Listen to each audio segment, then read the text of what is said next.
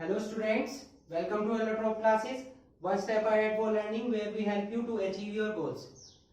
Students, today we will discuss a very important alcohol in this video which is ethanol. How can we manufacture the ethanol? ठीक है, तो ethanol के बारे में आज हम पढ़ेंगे, जितनी भी प्रॉपर्टीज है उसकी और कैसे उसकी मैन्युफैक्चरिंग होती है, कैसे वो बनता है और उसके यूजेस क्या है और डिफरेंट फॉर्म्स क्या है. ठीक है, एथेनॉल के ही बारे में आज हम पढ़ेंगे. एल्कोहल, फिनॉल्स और ईथर जो हमारा चैप्टर चल रहा है उसमें हम अभी तक जो फर्स्ट टॉपिक चल रहा है एल्कोहल्स पे चल रहा है. एल्कोहल्स के ही बारे में हम पढ़ रहे हैं. तो एल्कोहल्स की प्रॉपर्टीज, यूजेस, क्लासिफिकेशन, नॉमेनक्लेचर ये सब हम पढ़ चुके हैं. तो आज हम कमर्शियली इंपॉर्टेंट एल्कोहल पर जा रहे हैं, जिसमें हम फर्स्ट जो कंपाउंड है एथेनॉल वो पढ़ रहे हैं, फिर हम पढ़ेंगे मेथेनॉल. ठीक है, तो एथेनॉल का मैन्युफैक्चरिंग कैसे होती है. Ethanol means ethyl alcohol. Ethanol का फॉर्मूला देख रहे हैं क्या है, C2H5. इसका जो केमिकल नेम है वो क्या है, इथाइल एल्कोहल. ठीक है, जर्नल नेम ये है और IUPAC नेम ये है. ठीक है, तो इथाइल एल्कोहल जो है वो एक इंपॉर्टेंट कंस्टिट्यूएंट है, मतलब यूजफुल है. वो क्या बनाने के लिए यूज किया जाता है, एल्कोहलिक ब्रेवरेजेस. जितने भी आपके एल्कोहलिक पेय होते हैं जिन्हें हम पीते हैं उसमें सभी में एल्कोहल प्रेजेंट होता है, वो एथेनॉल होता है. ठीक है, जैसे कि स्पिरिट ऑफ वाइन हुआ, ग्रेन एल्कोहल हुआ, ये सभी बेसिकली एथेनॉल की हेल्प से बनाए जाते हैं. ठीक है, अब एथेनॉल से कैसे बनाए जाते हैं, एक टेक्निक होती है फर्मेंटेशन. ठीक है, कौन सी टेक्निक है वो, फर्मेंटेशन. अब फर्मेंटेशन क्या है, फर्मेंटेशन में क्या होता है, फर्मेंटेशन बेसिकली एक ऐसी प्रोसेस है जिसमें आपका जो लार्जर मॉलिक्यूल्स होते हैं, ठीक है, वो ब्रेक डाउन हो जाते हैं. लार्जर मॉलिक्यूल्स ब्रेक डाउन हो जाते हैं सिंपल या स्मॉलर मॉलिक्यूल्स में. ठीक है, और ये जो प्रोसेस है वो कैटेलिस्ट की प्रेजेंस में होती है. ठीक है, और वो कैटेलिस्ट क्या होते हैं, एंजाइम्स होते हैं. एक पर्टिकुलर रिएक्शन केवल एक ही एंजाइम की प्रेजेंस में होगी. अगर वो एंजाइम उस रिएक्शन में प्रेजेंट नहीं होगा तो फर्मेंटेशन की प्रोसेस आगे नहीं होगी. ठीक है, so fermentation is a process of breaking down of larger molecules into simpler ones in presence of enzymes. ठीक है, fermentation की आप डेफिनेशन नोट कर सकते हैं. fermentation is a process of breaking down of large molecules into simple molecules in presence of enzymes. ठीक है, fermentation आपको क्लियर हुआ. अब एथेनॉल जो है फॉरेन कंट्रीज में कैसे बनाया जाता है, तो फॉरेन कंट्रीज लाइक यूएसए वगैरह में कैसे बनता है, एथीन का हम क्या करा देते हैं, हाइड्रेशन कराते हैं. ठीक है, एक पर्टिकुलर टेम्परेचर और प्रेशर पर और एंजाइम या कैटेलिस्ट की प्रेजेंस में, तो उससे हमें मिलता है इथाइल एल्कोहल. ये C2H5OH ही है. ठीक है, ओपन करके लिखा हुआ है. कैसे मिलता है, देखिए CH2 डबल बॉन्ड CH2 है तो OH बनेगा, तो एक हाइड्रोजन पे, एक कार्बन पे हाइड्रोजन अटैच होगा और एक पर आपका OH अटैच होगा, तो ये बन जाएगा आपका CH3CH2OH. बट इंडिया में क्या है, इंडिया में जो बनता है ये फर्मेंटेशन ऑफ मोलेसिस की हेल्प से बनता है. किसके, फर्मेंटेशन ऑफ मोलेसिस. जो लार्ज अमाउंट पर, लार्ज स्केल पर बनता है वो मोलेसिस. मोलेसिस किसे बोलते हैं, जो मीठे होते हैं, गुड़ वगैरह. ठीक है, उनसे बनता है फर्मेंटेशन के थ्रू. और उनसे मोलेसिस से कैसे बनता है, तो मोलेसिस एक, जब हम उनसे शुगर को निकाल लेते हैं मोलेसिस की हेल्प से या शुगर केन से, तो उसके बाद एक ब्राउन कलर का सिरप बचता है.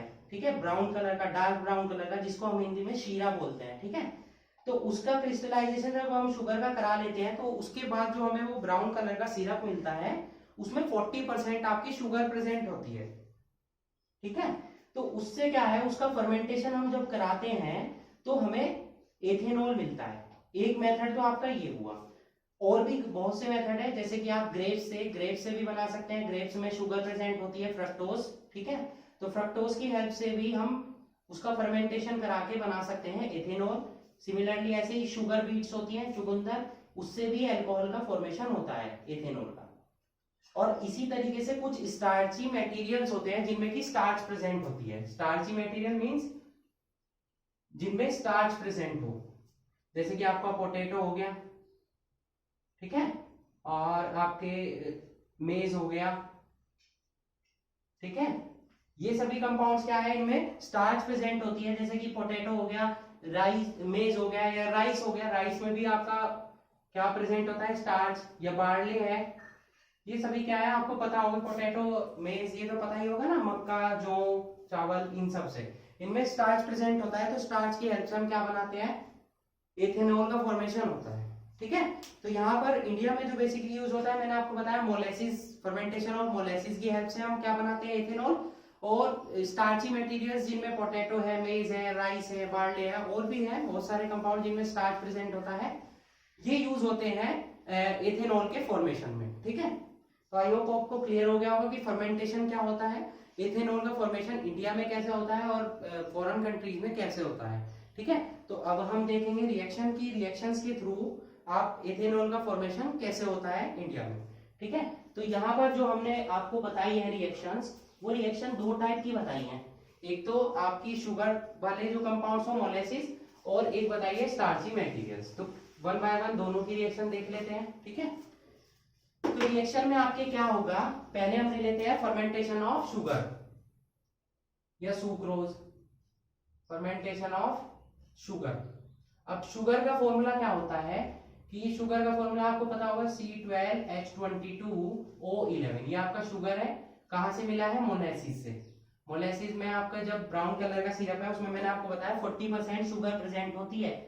ठीक है, शुगर कौन सी है, ये सुक्रोज है, तो चीनी हम यूज करते हैं। ठीक है, और इसका जब हम फर्मेंटेशन कराते हैं तो वो एक पर्टिकुलर एंजाइम की प्रेजेंस में होता है, और वो एंजाइम क्या है, यीस्ट।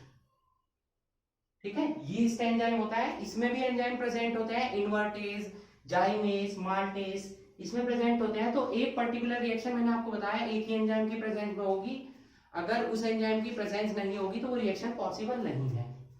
तो जब इसका हाइड्रेशन कराते हैं हम, किसकी प्रेजेंस में होता है, इन्वर्टेज एंजाइम की, किसकी प्रेजेंस में, इन्वर्टेज एंजाइम की प्रेजेंस में इसका कन्वर्जन हो जाता है किस किस में, C6H12O6 प्लस C6H12O6 ग्लूकोज में। ये फॉर्मूले आपने पढ़े हुए होंगे, फ्रक्टोज में।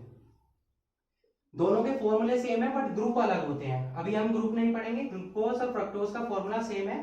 तो जब ग्लूकोज और फ्रक्टोज हमें मिल जाते हैं, चाहे वो ग्लूकोज हो या फ्रक्टोज हो, दोनों में से कोई भी हो, ग्लूकोज और फ्रक्टोज, तो इनका फिर हम क्या कराते हैं, फर्दर फर्मेंटेशन कराते हैं। ठीक है, तो फर्मेंटेशन अब की बार जो होता है, मैंने आपको बताया यीस्ट में दो एंजाइम प्रेजेंट है, इन्वर्टेज, जाइमेज, माल्टेज। तो अब ये जो रिएक्शन होती है जिसमें ग्लूकोज का कन्वर्जन होता है किसमें, एल्कोहल में, इथेनॉल में, वहां पर जो हमारा एंजाइम यूज होता है वो होता है जाइमेज। ठीक है, कौन सा एंजाइम है, जाइमेज। किसमें कन्वर्ट हो गया, एथेनॉल में, C2H5OH, ये आपका बन गया क्या, एथेनॉल। ठीक है, और अब देखिए यहाँ पर क्या बचा है, कार्बन कितने हो गए यहाँ पर 2, हाइड्रोजन कितने हैं 24।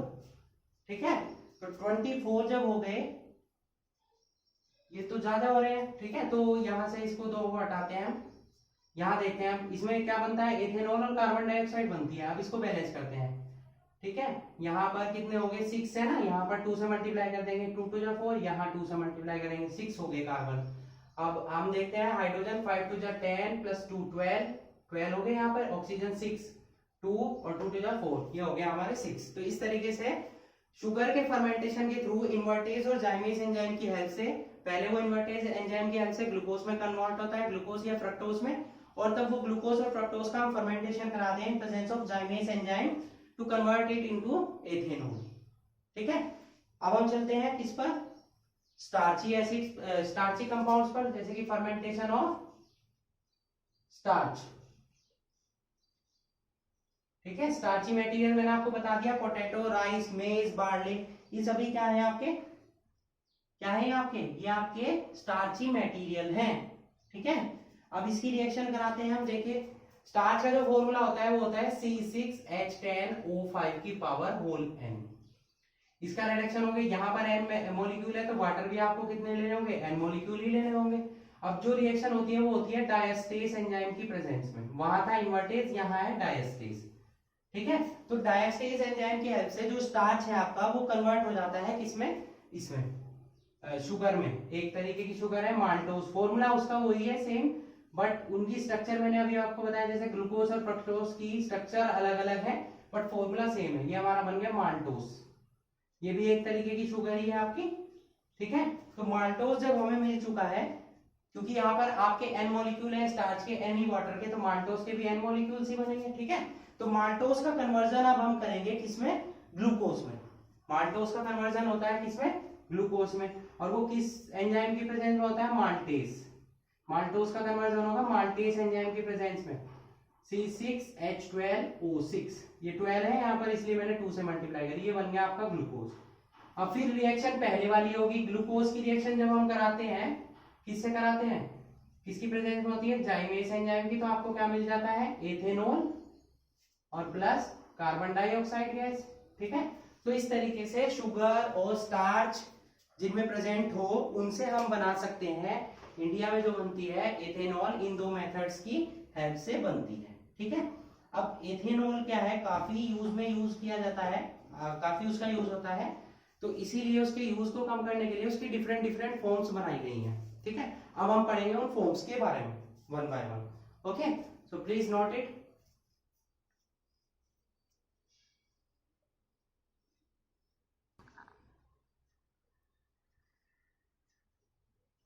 यहाँ आप देख सकते हैं डिफरेंट फॉर्म्स ऑफ एथेनॉल, कौन कौन सी वो फॉर्म्स है।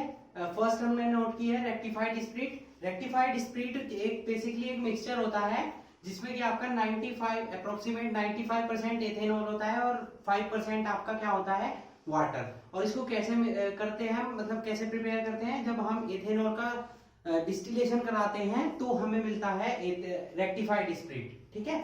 रेक्टिफाइड स्प्रिट आपकी काफी यूजफुल है, ठीक है। और इसी तरह से जितने भी हमने कंपाउंड्स यहाँ पर नोट किए हैं वो सभी इंपॉर्टेंट है। जो रेक्टिफाइड स्प्रिट है आपकी, वो एक बॉइलिंग मिक्सचर है, कांस्टेंट बॉइलिंग मिक्सचर है, ठीक है। मतलब एक पर्टिकुलर टेम्परेचर पर ही आप इसे बॉईल करेंगे तभी आपको रेक्टिफाइड स्प्रिट का फॉर्मेशन होगा। जितनी भी फर्मेंटेशन की प्रोसेस है वो एक पर्टिकुलर टेम्परेचर और पर्टिकुलर प्रेशर पर ही होती है, ठीक है। इनमें एक ऑप्टिमम टेम्परेचर प्रेजेंट होता है, जैसे कि 298 केल्विन जो यूज होता है मोस्टली, और इनमें एयर की प्रेजेंट नहीं होनी चाहिए, ठीक है। अदरवाइज क्या होगा, एयर की प्रेजेंट होगी तो आपका जो एथेनॉल है ना, वो एयर में जो ऑक्सीजन प्रेजेंट है वो एक एसिडोबैक्टर एंजाइम की प्रेजेंस में क्या होगा, एथेनॉल आपका ऑक्सीडाइज होकर कन्वर्ट हो जाएगा एसिटिक एसिड में। बट आपको एथेनॉल बनाना है तो वहां पर एब्सेंस होनी चाहिए एयर की, ठीक है। उसी तरीके से इनके प्रेजेंस, अमोनियम साल्ट की प्रेजेंस होनी चाहिए तो जल्दी आपकी रिएक्शन होगी, ठीक है। अब नेक्स्ट चलते हैं हम एब्सोल्यूट अल्कोहल पे। एब्सोल्यूट अल्कोहल क्या है, एब्सोल्यूट अल्कोहल जैसे कि वर्ड से ही क्लियर है, एब्सोल्यूट मतलब बिल्कुल प्योर है, 100% ऑफ एथेनॉल। अब इसको कैसे बनाते हैं, जो रेक्टिफाइड स्प्रिट आपने पढ़ा है 95.5% जिसमें एथेनॉल होता है, उसके डिस्टिलेशन के थ्रू आपको क्या मिलता है, एब्सोल्यूट अल्कोहल मिलता है। इसमें क्या होता है, रेक्टिफाइड स्प्रिट को क्विक लाइम की प्रेजेंस में हमें रिफ्लक्स कराना होता है कुछ घंटों तक, ठीक है।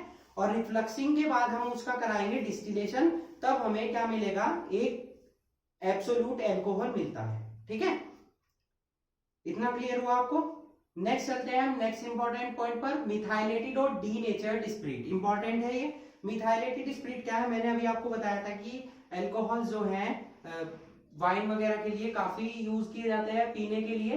तो अब सभी जो अल्कोहल है वो हमारी बॉडी के लिए हार्मफुल है अगर उसे लिमिटेड अमाउंट में लेते हैं तो उसके कोई साइड इफेक्ट नहीं है। बट जब हम उसकी मैक्सिमम अमाउंट लेते हैं तो वो लीवर को वगैरह को, हमारे बॉडी पार्ट्स को डैमेज करना स्टार्ट कर देती है। तो उसी से बचने के लिए गवर्नमेंट ने क्या किया है कि इसको अलग अलग फॉर्म्स में कन्वर्ट कर लेते हैं। जैसे कि आपका एथेनॉल है वो रेक्टिफाइड स्प्रिट है, एब्सोल्यूट, ये जितनी भी आपको डिफरेंट फॉर्म्स ऑफ एथेनॉल दिखाई दे रही है इनमें से कोई भी हम ड्रिंक के लिए यूज नहीं कर सकते हैं, ठीक है। It's are very harmful for our body.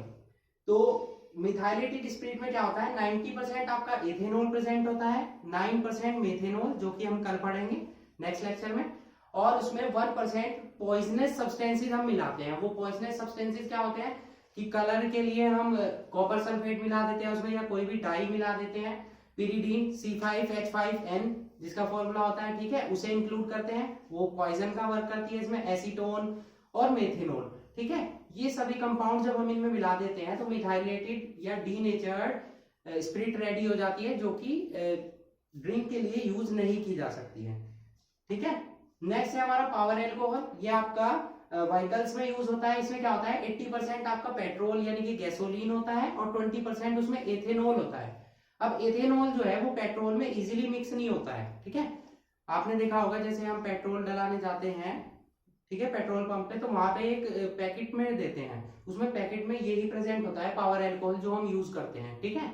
तो इसमें क्या होता है, 80% आपका पेट्रोल होगा और 20% उसमें एथेनॉल मिक्सचर होता है, जिसमें हम कुछ अमाउंट में बेंजीन भी मिक्स करते हैं, क्योंकि बेंजीन एक अच्छा सोलवेंट है, वो क्या करता है, एथेनॉल को डिसोल्व कर देता है पेट्रोल में इजीली, ठीक है।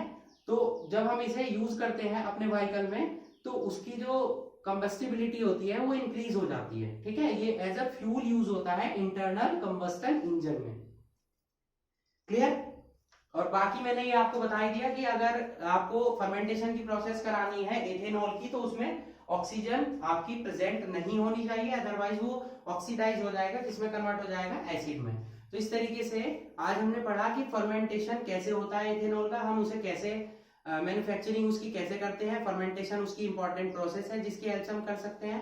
फर्मेंटेशन जो इंडिया में होता है वो शुगर और स्टार्ची मटेरियल्स की हेल्प से होता है।